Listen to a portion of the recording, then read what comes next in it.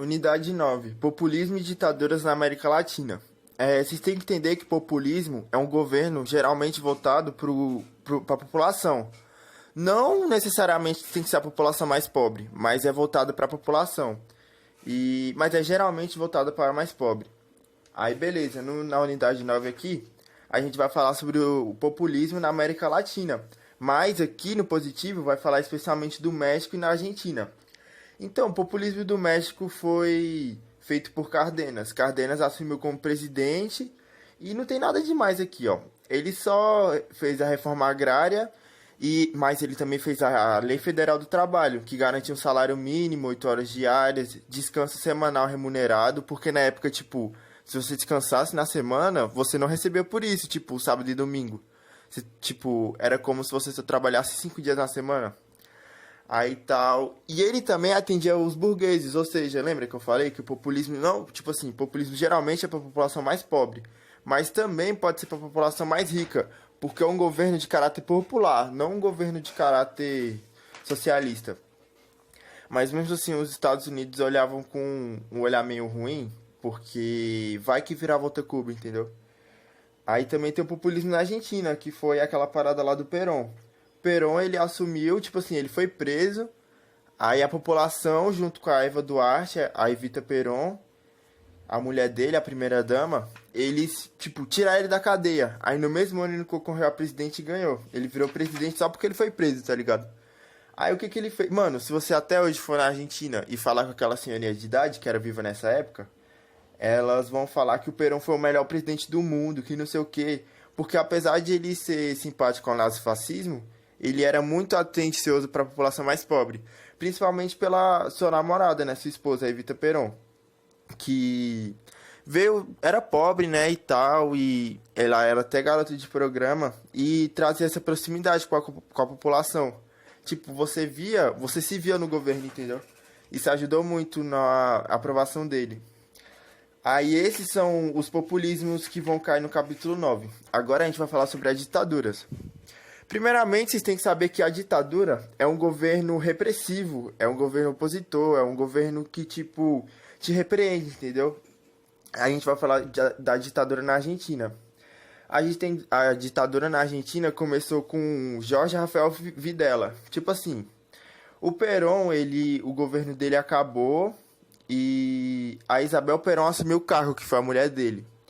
Só que ela não conseguiu muito e tal, aí teve o golpe de Estado, que, como todos que a gente vai estudar aqui, foi auxiliado pelos Estados Unidos. Os Estados Unidos que chegaram, tipo, nos militares e tal, pra ordenar um golpe.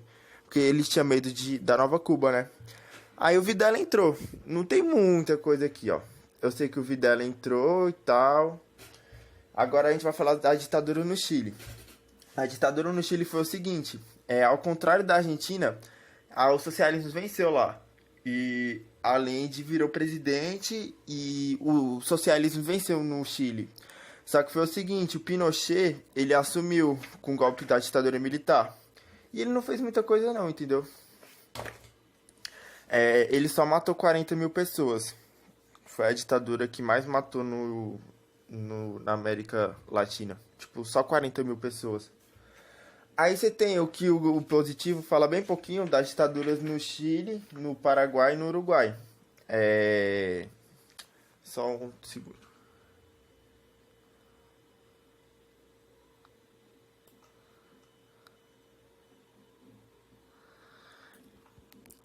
Aí você tem que lembrar que no Uruguai existia o Tupamaro, que era um grupo...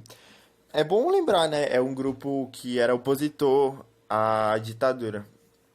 Aí teve o presidente, que era o Bordaberry, e ele fez o golpe de Estado. Na Bolívia, eles tiveram vários presidentes que se revezaram no período da ditadura, mas eles se caracterizavam pela exportação do petróleo. E, deixa eu ver... Aí teve a do Paraguai, que teve o Stroessner. Ele teve 7 mandatos seguidos e o governo dele foi caracterizado como todos, sendo muito opressor e tal. Aí também teve a Operação Condor. O que foi a Operação Condor?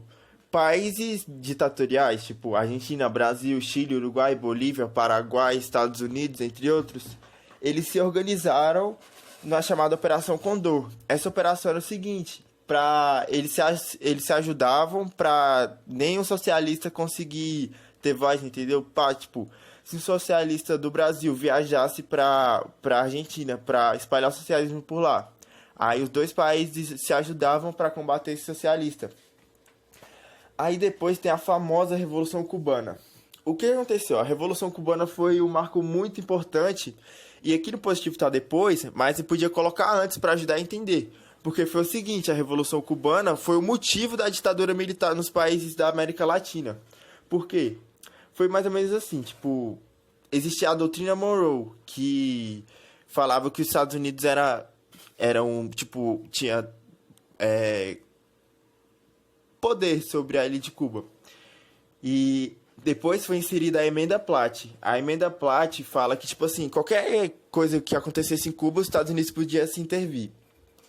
Aí o que aconteceu? Fulgêncio Batista era o presidente de Cuba. E juntou o Fidel Castro, o Raul Castro e o Che Guevara para fazer um golpe. Só que esse golpe não deu certo. Aí só na segunda tentativa que deu certo. Aí o Fulgêncio fugiu e na ilha de Cuba foi instaurado o regime socialista. Aí é isso aí, eu tô cansado.